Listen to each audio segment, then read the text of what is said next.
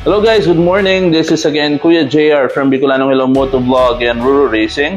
So for today's video, ang ating helmet naman na i-discuss is about the NHK GPR Tech. So NHK is a brand na matagal na rin dito sa Pilipinas. Kasabayan siyang sumikat dati ng Spider. Wala pa dating Evo, pero ang sikat nun dati is Spider and NHK. So kung babalikan ko yung mga helmet dati, ang mga sikat dati, nagsimula ng Index, tapos Karting, GDR, MRC, tapos sumikat na sunod ng mga Spider, tapos NHK nga. So, ang daming benta nitong NHK nito dati. Kasi ang NHK, kilala sila na maganda yung design at saka makukulay. So, tingin ko yun yung pinagkaiba ng NHK sa isang brand. Pero, that's a different story na naman. So, for today, yun yung i-discuss natin, ang NHK GPR Tech helmet. Quick disclaimer lang mga kaibigan. So, ginagawa namin tong video na to para makita nyo yung helmet na gusto nyong tingnan or bilhin kasi I'm sure yung iba sa inyo kasi ganun ang ginagawa ko. Minsan kung may gusto akong bilhin na bagay, tinitingnan ko muna siya sa YouTube or sa Facebook para makita ko yung actual na item and then kung meron nang nag-review dito para at least makatulong sa akin sa pag-decide ko kung bibilin ko ba siya or hindi. Okay? So, yun ang purpose natin. So, ang disclaimer natin dito is hindi po kami professional na nag-unboxing at nagbibigay ng features ng mga helmet ito. Posible pong meron kaming ma-miss. Pero, binibigay lang po namin yung information na basic lang naman pero at least nabigay namin yung information na sana makatulong sa inyo kung bibili kayo ng helmet regardless kung anong brand. Okay? Alright? So, hindi na natin ito pahabayan. Start na po natin yung video in 3, 2, 1.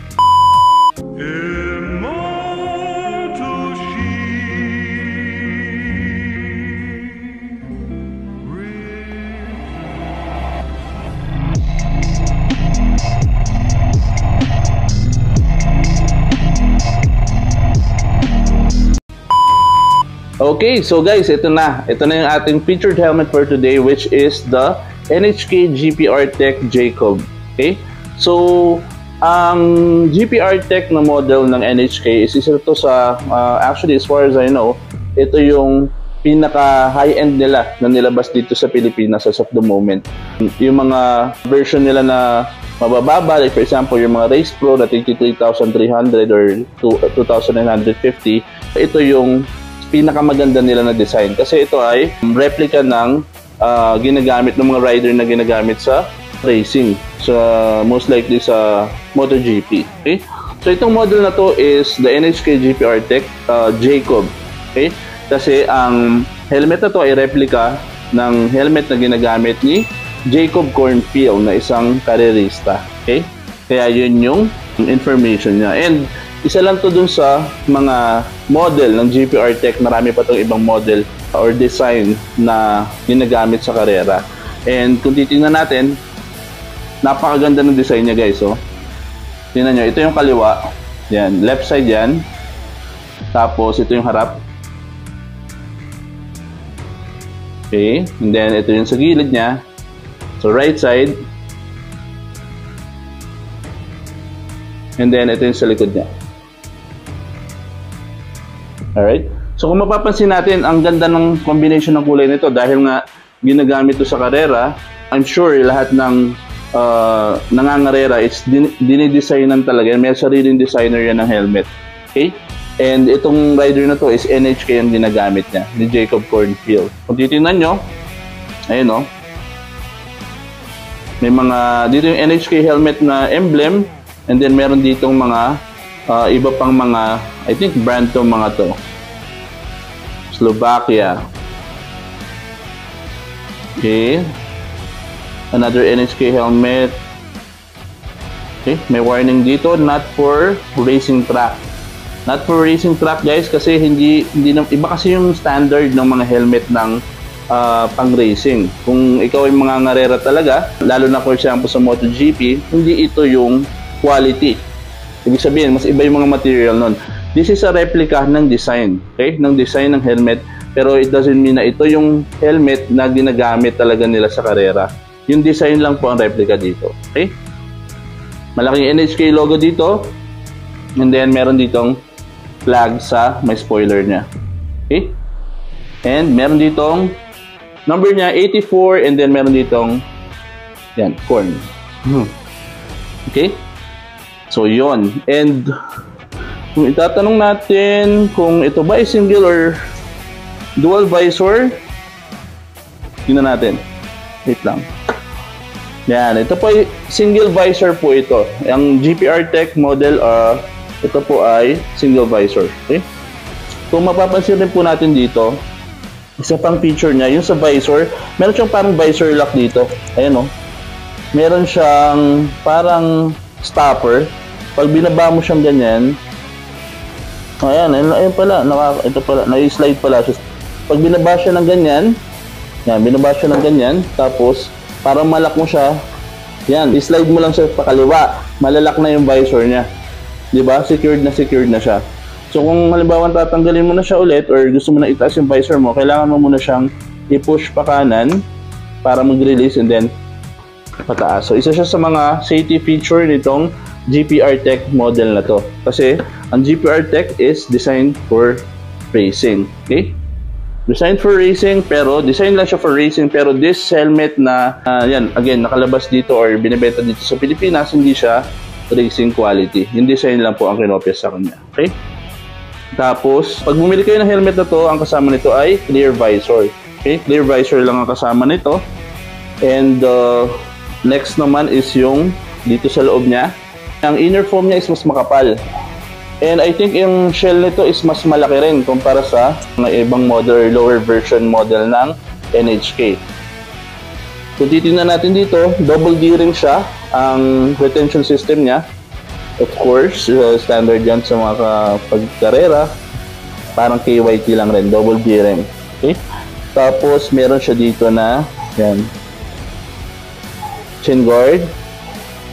And then meron siya dito, itong dalawa na to, malamang or marahil marami nagtatanong kung para saan ba to. Ito to, emergency quick release. Okay? Emergency quick release, so pag halimbawang magkaroon ng time na, wag naman sana, ang rider ay maaksidente, of course, pag tumumba yan, hindi yan makakagalaw kagad. Ang kadalasang ginagawa sa mga may ganito, ito kasi pag hinila mo itong dalawa na to ng sabay, or kahit hindi sabay, magre-release yung foam niya, babagsak yan. Okay? Pero kadalasan ang ginagawa nilang una, para syempre matanggal nila yung ulo ni rider, kine-check nila muna kung ano ba yung mga physical na damages ng rider. Then after nun, ang next nilang goal is tingnan yung bandang ulo na part ng rider. Okay? And ang gagawin nila, pag mga ganito, ang challenge kasi is kadalasan hindi nila natatanggal kagad yung helmet. And kung ang isang tao ay na-aksidente kagad, mas malaki yung chance niya na mapuruhan kung hindi kagad siya ma-rescue. So ang gagawin niyan, pag halimbawang sumemplang or nagka-problema yung rider or tumumba, ang gagawin is, kadalasan kinakat nila to, pinuputol to ng gunting, and then after nun, hihilahin nila to. Pag hinila nila yan ng ganyan, yung kulay pula na yan, ayun, matatanggal na tong inner foam niya. Tapos, hihilahin na nila yung helmet. Then, matitignan na nila or mati-check na nila yung rider kung kamusta ba siya. Okay? And ang mga foam na to is removable, washable. Okay? Yan. Yung mga vent naman niya dito sa harap. Ayan. So, bababa mo lang. Mag-open yung vent dito. Then, meron rin dito sa may taas. Then lastly dito rin, meron rin yan dito.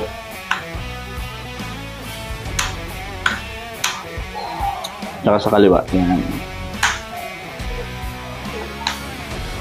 Tapos ito naman yung spoiler niya. Yan, napakaangas ng spoiler niya. Nagmukhang aggressive lalo yung helmet na to. Okay. Sa likod naman, of course, meron tayo ditong BPS sticker. Okay.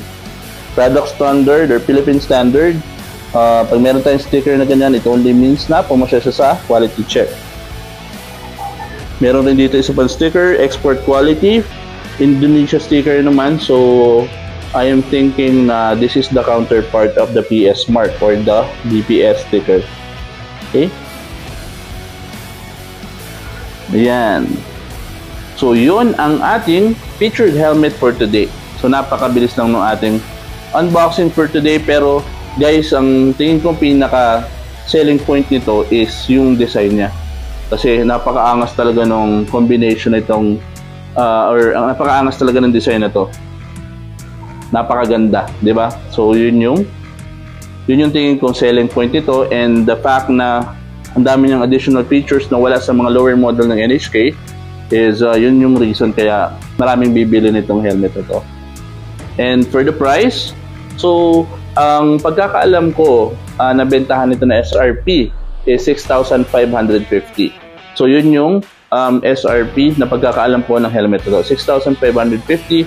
And of course, yun ay as of today, okay? So posible yan na magbago. Hindi ko alam kung kailan yung mapapanood yung video na to, pero posible mag-iba yan, and posibleng iba rin yan, depende sa lugar nyo, okay? Kasi distribution yan, so may mga costing yan. So posibleng mas mataas sa ibang lugar, pero definitely hindi mas mababa kasi 6,550 ang SRP nito, okay? And that's it. So that will sum up our quick unboxing ng ating featured helmet for today. Again, this is the NHK GP Artec Jacob 3 version. Kasi meron pa tong dalawang design na Jacob din na design. And I hope mapakita rin namin sa inyo soon. Pero ito lang ang meron tayo for now. Okay? Alright, so again, this is Kuya JR from Bicolanong Hilaw Motovlog and Rural Racing, advising everyone to gear up and to ride safe. Bye guys!